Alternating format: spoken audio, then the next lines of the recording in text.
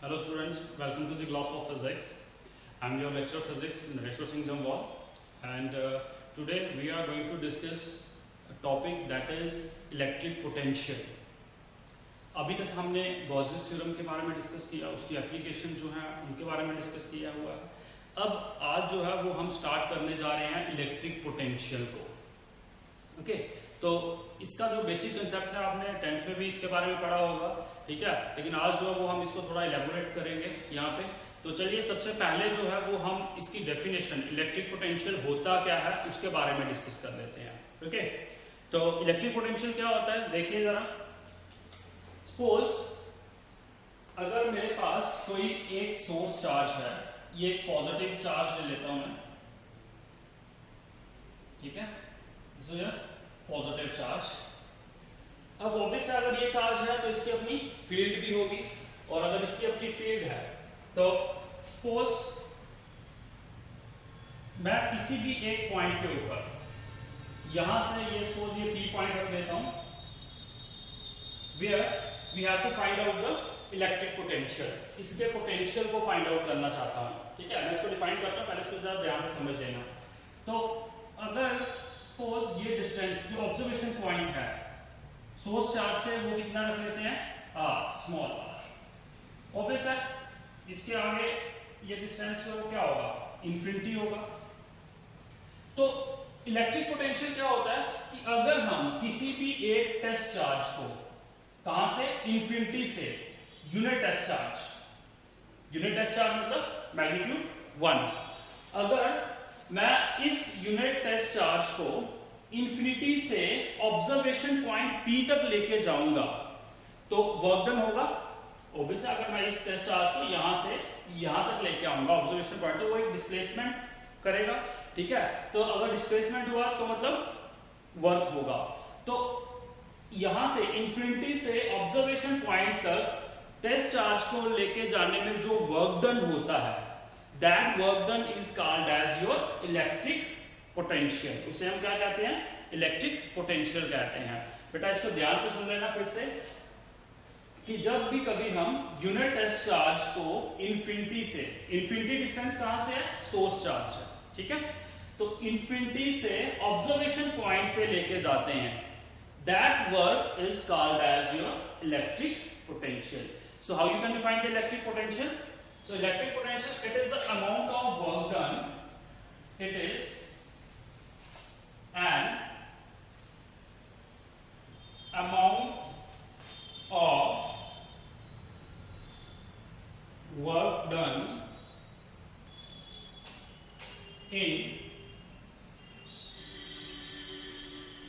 moving a unit test charge from, कहां से, infinity से, फ्रॉम इंफिनिटी टू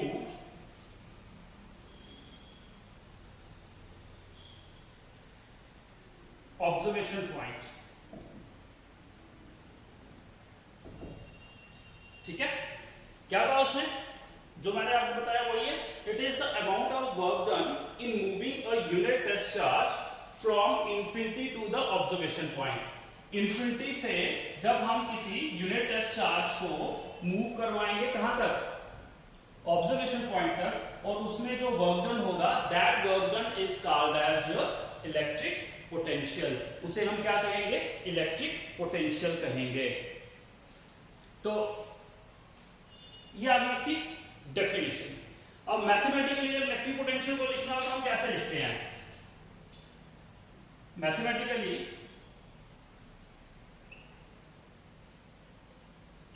बेटा दूसरी चीज, इलेक्ट्रिक पोटेंशियल को हम V से डिनोट करते हैं, capital V।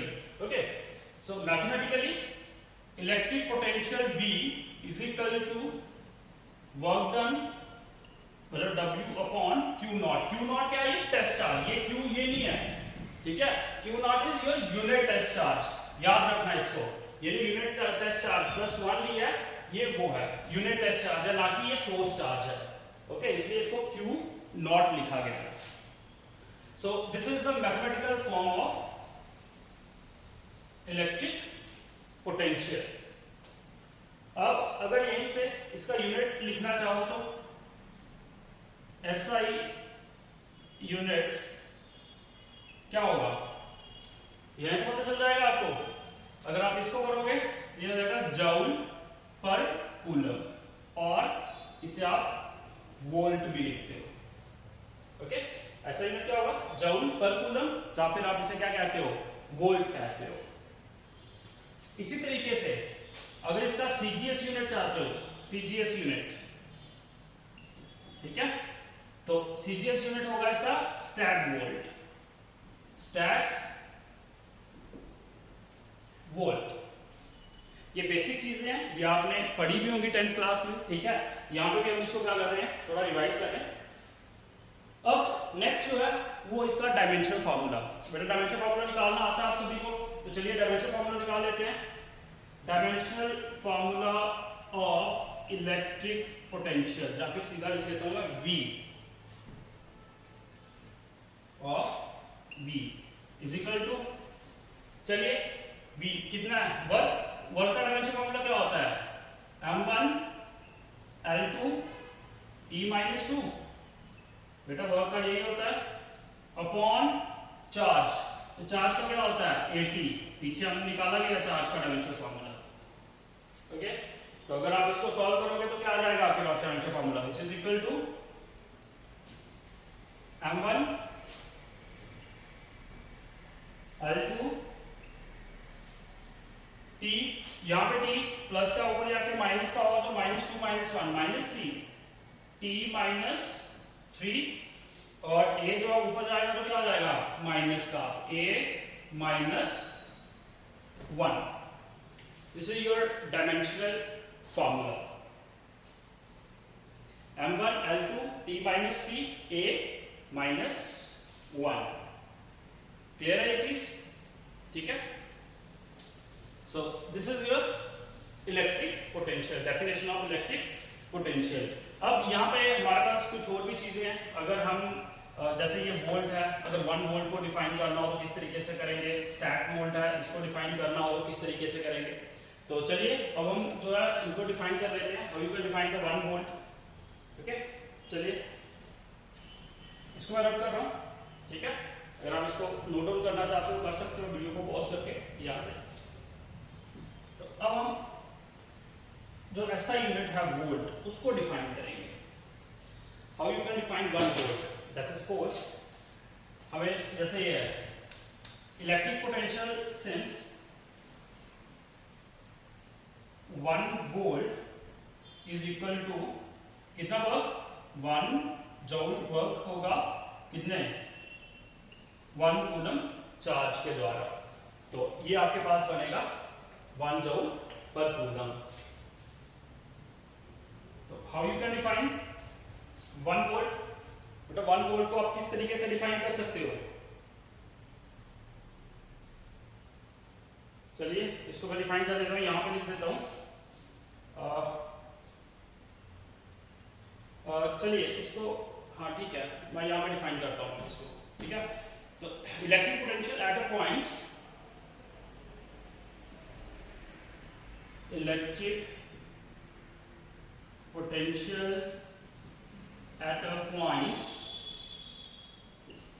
in the electric field, in the electric field, बेटा इन द इलेक्ट्रिक फील्ड क्यों लिखा गया, क्योंकि अगर ये सोर्स चार्ज है तो इसकी अपनी फील्ड भी होगी, तो आपका जो ऑब्जर्वेशन पॉइंट है वो विद इन द फील्ड ही आता है। तो इधर भी अगर आप लिखा चाहो तो ये लिख सकते हो, it is an amount of work done in bringing a unit positive test charge, ठीक है, इन द इलेक्ट्रिक फील्ड, ठीक है, फील्ड ऑफ सोर्स चार्ज। तो electric potential at a point in the electric field is 1 volt, is 1 volt if, अब ऊपर work है ना तो इसको कैसे लिखेंगे, if 1 joule of work is done, if 1 joule of work is done in moving 1 coulomb of charge in moving 1 coulomb, मैं इसको रब कर देता हूं क्योंकि नीचे आपको दिखेगा नहीं।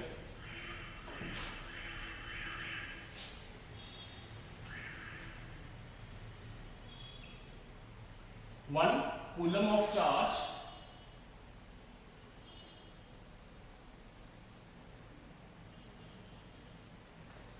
if 1 joule of work is done in moving 1 coulomb of charge from infinity to the observation point, from infinity to the observation point. तो अगर आपको आ जाता है डिफाइन 1 वोल्ट, मैं यहां पर लिख देता हूं, आपके आएगा डिफाइन 1 वोल्ट, ठीक है। तो ये आप किस तरीके से डिफाइन करोगे इसको? जैसे ये बताया गया कि electric potential at a point in an electric field is 1 volt if 1 joule of work is done in moving 1 coulomb of charge from infinity to the observation point। तो इस तरीके से आप जो है वो इलेक्ट्रिक पोटेंशियल के SI यूनिट को डिफाइन कर सकते हो, ओके। और अगर इसी तरीके से आपको क्या करना है, जैसे मैंने आपको बताया कि SI यूनिट जो है वो वोल्ट है और CGS क्या है, स्टैट वोल्ट। तो इसी तरीके से अगर आपको स्टैट वोल्ट को डिफाइन करना हो तो कैसे करोगे? 1 स्टैट वोल्ट को डिफाइन करना हो तो कैसे करोगे? Electric potential at a point in an electric field. चलो मैं इसको सॉल्व कर ही देता हूँ थोड़ा सा, क्योंकि उसके बारे में फिर आपको मैं CGS यूनिट में बता देता हूँ, ठीक है। तो ये चीज क्लियर होगी कि आप किस तरीके से 1 वोल्ट को डिफाइन कर सकते हो। अब मैं यहाँ पे डिफाइन करूंगा 1 स्टैट वोल्ट, कर देता हूं। 1 स्टैट वोल्ट को जो हम यहाँ पे डिस्कस करेंगे,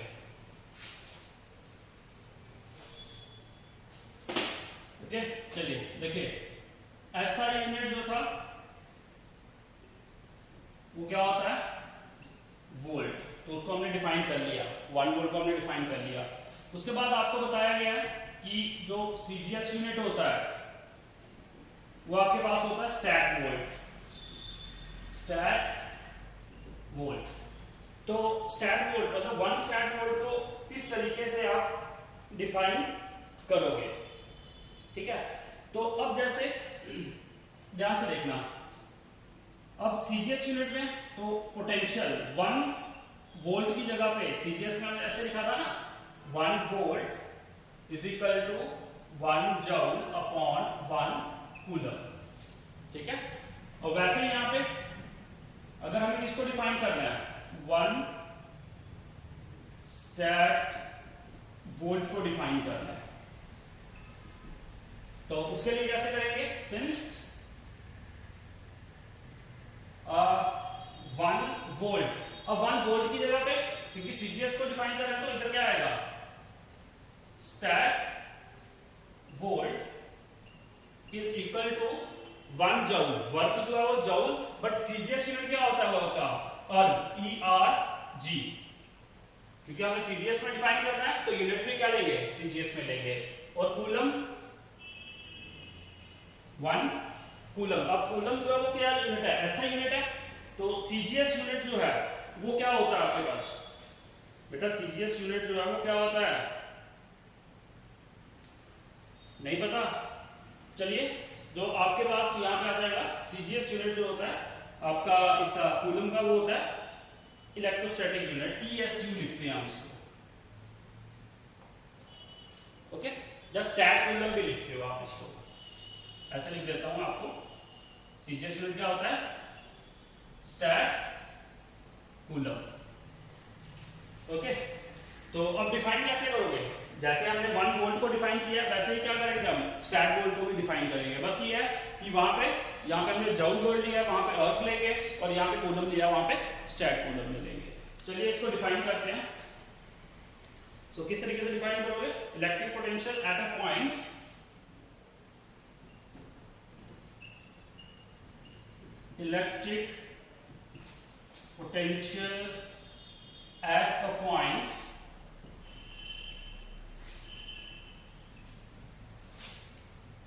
is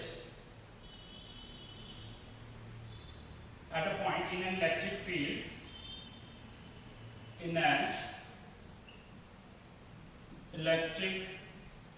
field is 1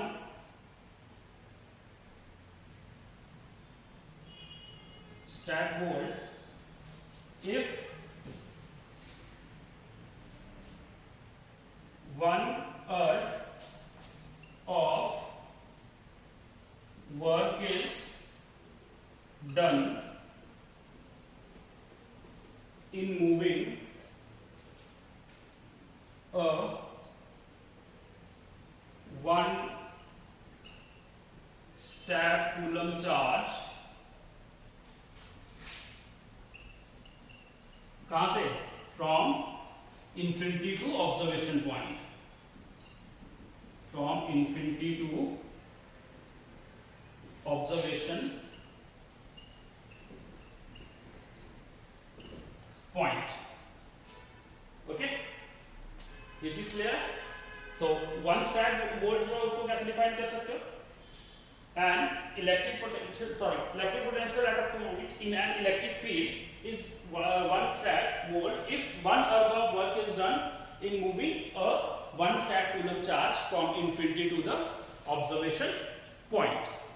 ओके, तो क्योंकि ये मैं इसीलिए आपको डेफिनेशन करवा रहा हूँ इसकी यूनिट्स की, जैसे वोल्ट की 1 वोल्ट की या 1 स्टैट वोल्ट, क्योंकि आपको ये 1 मार्क में एग्जाम से पूछा जा सकता है, तो इसलिए ये चीजें मैं आपको लिखवा रहा हूँ, तो आप ये चीज जो है नोट डाउन कर सकते हो।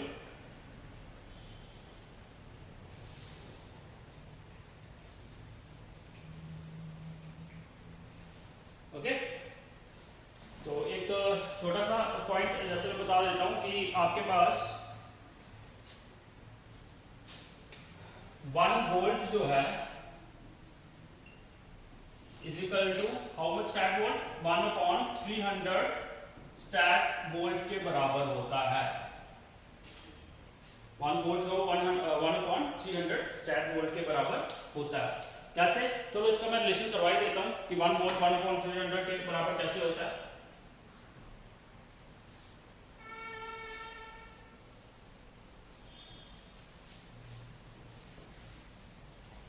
ठीक है, तो इसको हम ऐसे लिख सकते हैं, relation between volt and stat volt,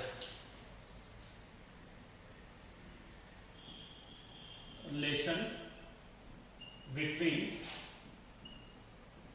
volt and stat volt।